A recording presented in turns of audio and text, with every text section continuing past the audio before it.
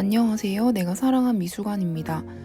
영화 소공녀의 주인공 미소는 가사 도우미로 일하며 담배와 위스키를 즐깁니다.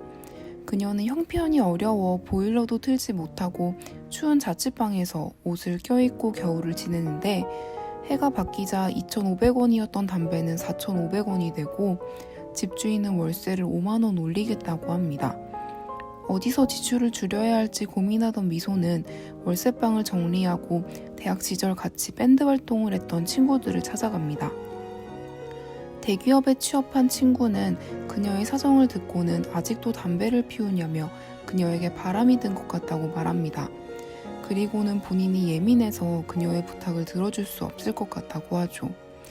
아들의 결혼을 간절히 바라는 부모를 둔 남자 선배는 부모님 소원도 들어드릴 겸 이왕 이렇게 된 거 자기랑 결혼하면 어떻겠냐고, 남자친구도 있는데 무슨 소리냐며 불편해하는 미소에게 계속 같은 얘기를 반복합니다.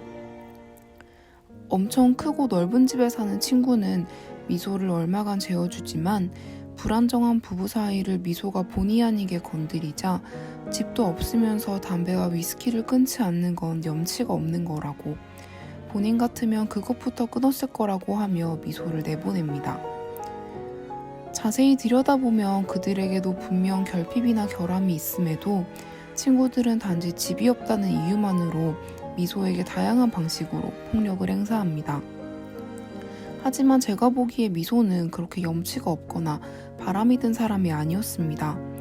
그녀는 매일 가계부를 쓰고 월세방을 뺄 때 깨끗하게 청소를 하고 나오고 담배를 필 때 꼭 휴대용 재떨이를 사용하고 친구들 집에서 지낼 때는 집안일을 하고 대출받아 방을 구하자는 남자친구에게 그건 싫다며 본인의 인생 목표는 빚 없이 사는 것이라고 말하기 때문이죠.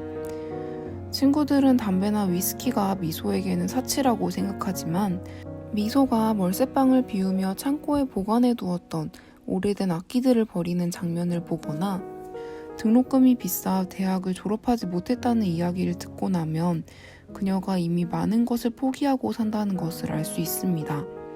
담배와 위스키, 남자친구 한솔이 자신의 유일한 안식처라 말하는, 한솔이 돈을 벌기 위해 해외로 떠나면서 그마저도 잃게 되는 미소에게 우리가 바람들었다고, 염치가 없다고 말할 수 있을까요? 더 갈 데가 없어진 미소는 집을 구하러 다니지만 형편에 맞는 방을 구하지 못합니다. 영화는 강을 사이에 두고 고층 아파트 아래 덩그러니 놓여있는 텐트를 비추며 끝이 납니다. 미소는 자기는 집이 없는 게 아니라 여행을 하는 거라고 이야기한 적이 있는데요. 본인이 말한 대로 그녀는 어디 한 곳에 정착하지 않고 끊임없이 이동하는 삶을 살기로 한 것 같습니다. 그럼 미소에게 집이란 돌아갈 곳이 아니라 늘 가지고 다니는 것이 되겠죠. 이와 비슷한 생각을 가지고 집을 소재로 한 설치 작품을 선보인 예술가가 있습니다. 해외에서 더 활발하게 활동하고 있는 서도호 작가인데요. 그는 학업과 작품 활동을 위해 해외 여러 도시를 옮겨 다니며 살았던 집과 한국에서 살았던 한옥집을 비교하며 집이란 공간에 대해 탐구합니다. 그리고 그 결과물로 반투명한 얇은 천을 소재로 그동안 살았던 여러 집을 재현한 설치 작품을 선보였습니다. 저는 2013년 국립현대미술관 서울관이 개관했을 당시 한진해운 박스 프로젝트의 일환으로 선보였던 작품 집 속의 집 속의 집 속의 집 속의 집을 실제로 봤었는데요.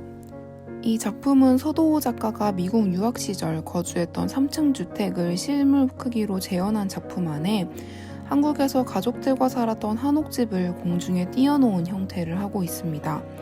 작품을 실제로 보면 아주 작은 부분까지 실제와 똑같게 재현한 섬세함과 미술관 내부를 가득 채운 엄청난 규모에 감탄하게 됩니다. 집이란 단어에는 물리적으로 실제하는 집과 사람들이 집에 대해 가지는 생각이나 감정이 함께 담겨 있다고 생각합니다. 서도호 작가의 작품은 집이란 단어에서 물리적인 집을 뺀 나머지, 즉 사람들이 집에 대해 가지는 눈에 보이지 않는 생각이나 감정을 시각화한 것처럼 느껴졌습니다.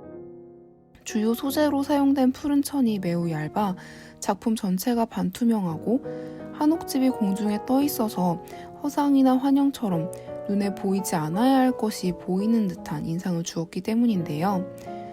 집에 대해 가지는 생각이나 감정은 사람마다 다르겠지만 거기엔 집을 통해 부를 축적하고 싶은 욕망이나 더 크고 비싼 집을 향한 환상 같은 것도 포함되리라 생각합니다.